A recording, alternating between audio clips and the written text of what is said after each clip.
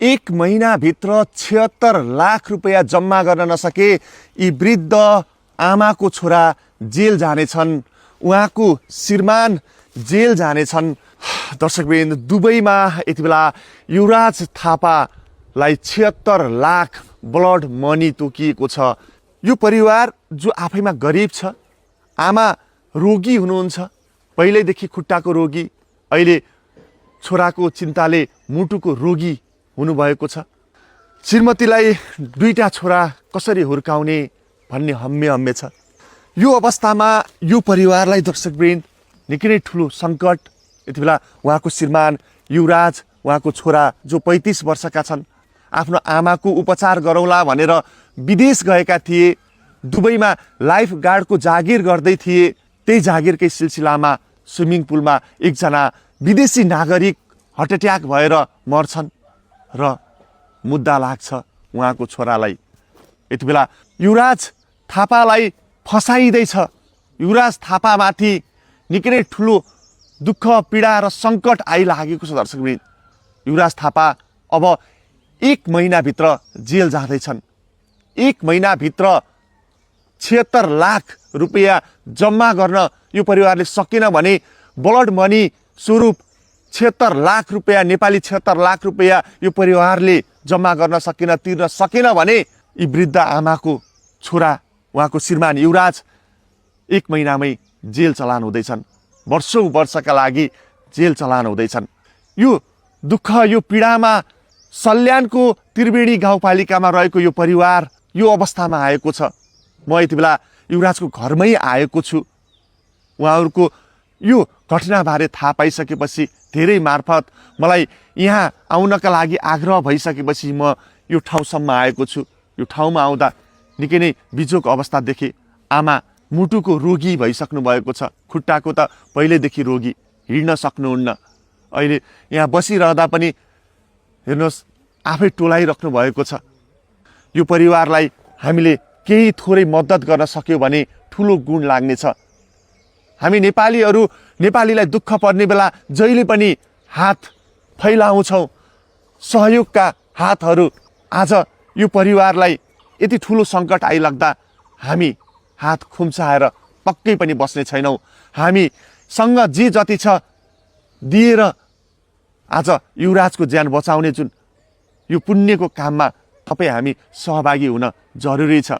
म यहाँबाट 2 हात जोडेर विनम्र अनुरोध गर्न चाहन्छु, सबैजनाले यो परिवारको खुसी फिर्ता ल्याइदिन मद्दत गरिदिनु होला, युवराजलाई बचाइदिनु होला। युवराजलाई अहिले 76 लाखको ब्लड मनी तोकिएको छ।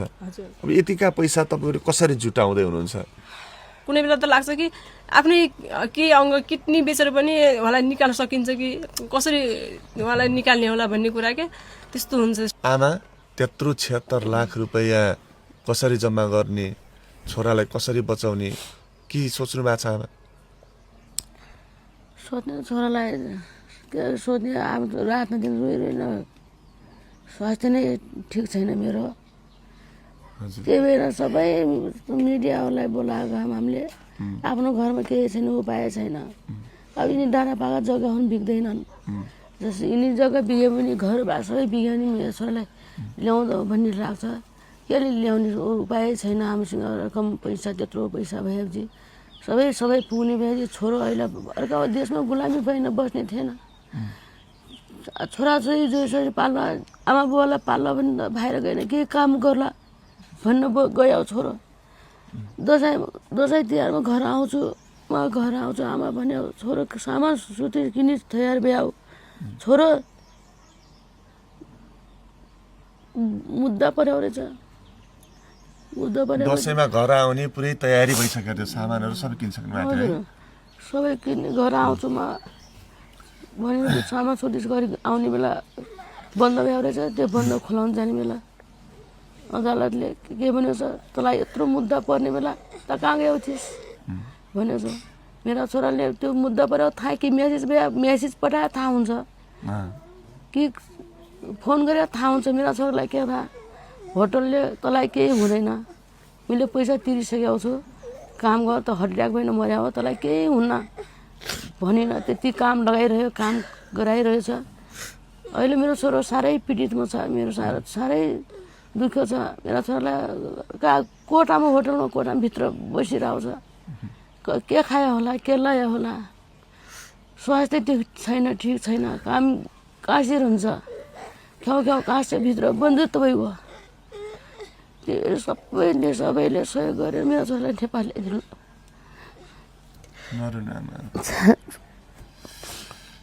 रातमा दिउँसो बिरामी हुनुहुन्छ तपाईँ? बिरामी छु, उस्तै त खुट्टा भयो भाङ्गो छु, लट्टी टिकी नहुँदा यस्तो व्यवस्थित छ। त्यही पनि अस्तिबाट मुटुको समस्या छ, पेट चुरै दुख्छ मलाई भित्र। अहिले त तपाईँहरू आएछ उठ्यामा। अहिले छोरालाई 76 लाख रुपैयाँको ब्लड मनी तोकिएको छ अनि आमा सुखले घरमा कहाँ बस्न सक्छन् र? बिचरा दिन रात रोएर छोराकै सम्झनामा तडपिएर मुटुको रोग पालेर बसिरहेकी छिन्। अब यो 76 लाख रुपियाँ कसरी जुटाउने? यो एउटा गरिब परिवार जो सल्यानको यो विकट ठाउँमा बस्नुहुन्छ। यहाँ मेरो साथमा एउटा कागज पनि छ। त्रिवेणी गाउँपालिकाको कार्यालयले पनि एउटा कागज यहाँ बनाइदिएको छ। 76 लाख रुपैयाँ ब्लड मनी तोकिएको कारणले गर्दा यो आर्थिक अवस्था निकै कमजोर छ उहाँहरूको। यो रकम जुटाउनका लागि, उहाँको जीवन रक्षाका लागि आर्थिक सहयोग सङ्कलन गरिदिनु होला भनेर यो आधिकारिक रूपमा गाउँपालिकाले लेखेको यो पत्र छ मेरो हातमा। अनि त्यसै गरी यहाँ चाहिँ यो अरबी भाषामा आएको अदालतको त्यो पूर्ण पाठ अथवा अदालतका ती आदेशहरूलाई संक्षिप्तमा यहाँनिर अरबीबाट नेपालीमा ट्रान्सलेट गरेको पनि छ। यहाँ चाहिँ लेखिएको छ 2 लाख दिराम को रकम बुझाउन बाध्य पार्नु भएको कानुनी रगतको पैसा हो, जबकि व्यक्तिको मृत्यु भएको कसुरमा तोकिएको जरिमाना भनेर यहाँ यसरी यो किसिमको आदेशको एउटा संक्षिप्त तपाईँहरू माझमा यो देखाए। हामीले सबै कागजातहरू हेऱ्यौँ होइन, जति पनि छ त्यो दुबईको त्यो अदालतको आदेशलाई हामीले अरबी भाषालाई नेपालीमा ट्रान्सलेट गरेर पनि हामीले बुझ्ने प्रयास गऱ्यौँ, हेर्ने प्रयास गऱ्यौँ र हामीले जति बुझ्यौँ त्यहाँ लेखिएको छ 2 लाख दिराम ब्लड मनीका रूपमा जो मृतक पीडित पक्ष छन् उनीहरूले चाहिँ यो निवेदन पेश गरेको माग गरी निवेदन पेश गरेको हुनाले भनेर भन्ने कुराहरू छ। हजुरको छोरासँग कुरा भइरहेछ, कहिलेकाहीँ कुरा हुन्छ? कहिले कुरा हुन्छन्, चिन्ता नगर आमा। मलाई चिन्ता मान्छन् आमाले, मेरो कारणले आमा बिरामी हुन्छन् भन्नु मसँग त्यति पहिला पनि कुरा गरेन। राम्रो कुरा गर्ने, यस्तो यो जेलमा पऱ्यो ऊ कहाँ मुद्दा पऱ्याउँछ भन्ने कुरा भएन। लास्टमा अब फैसला भइसकेपछि आमा मलाई त 2 लाख दुबईको 2 लाख बनाउँछ, 1 महिना जेल सजाय दिएछ भन्यो। अघिल्लो दिन पछिल्लो दिन फेरि म बसिरहेको थिएँ। त्यो आमा म सक्दिनँ, मलाई नेपाल फर्काउनुका उद्देश्य के छ त्यही उपाय केही लाग्दैन मलाई नेपाल फर्काऊ। सबै मिडियाहरूलाई बोलाऊ, सबै सहयोग गर्नुहुन्छ कि हाम्रो नेपाली दाइभाइहरूले। म सक्दिनँ आमा, म हार खाएँ, म सक्दिनँ भने धर रोयो।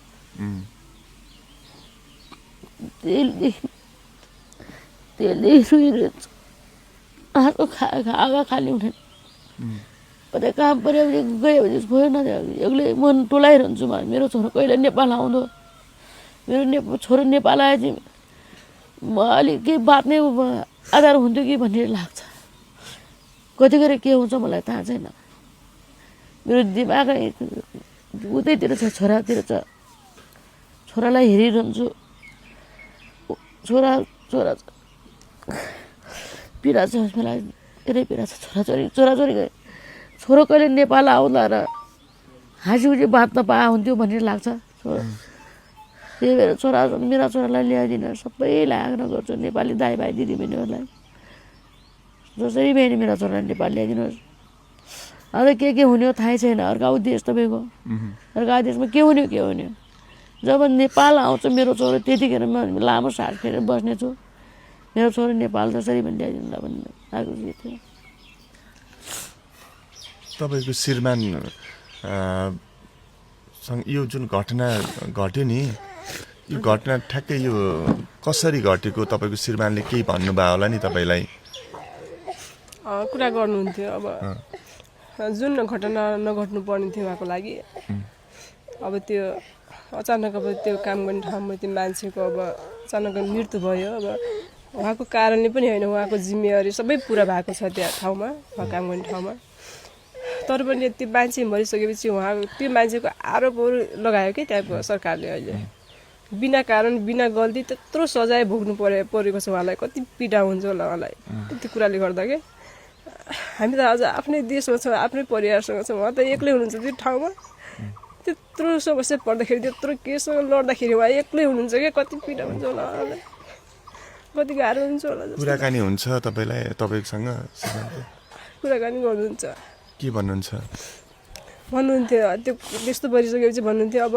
त्यत्रो पैसा छ अब जे पनि हुनसक्छ अब जेल सजाय धेरै लामो समय राख्न सक्छ अब एउटा परिवारको जिम्मेवारी बोकेर आएको मान्छे म यहाँ अब तिमीहरूलाई बच्चा साना छन् बाबुहरूलाई पढाउनु छ लेखाउनु छ उनको भविष्य बनाउनु छ अझ धेरै बुढा भएको बुबा आमा हुनुहुन्छ होला हेर्नु छ भने सम्झाउनुहुन्थ्यो कुराहरू धेरै गर्नुहुन्थ्यो म रुन्थेँ क्या उहाँले कुरा गर्थेँ त्यो कुरा गर्दाखेरि उहाँको अगाडिमा फेरि आँसु झार्दैन थिएँ म आफ्नो मनलाई त्यो बलियो बनाउँथेँ एकदम रुन मन लाग्थ्यो मलाई अनि भन्नुहुन्थ्यो अब परिवारको जिम्मेवारीबाट म टाढा हुने भएँ धेरै समयसम्म म यता अड्डे भने हरायो भने तिमीहरूसँग सम्पर्क विहीन हुन्छु हराउँछु म कुरा गर्न मिल्दैन त्यहाँ गयो भने भन्नुहुन्थ्यो धेरै कुरा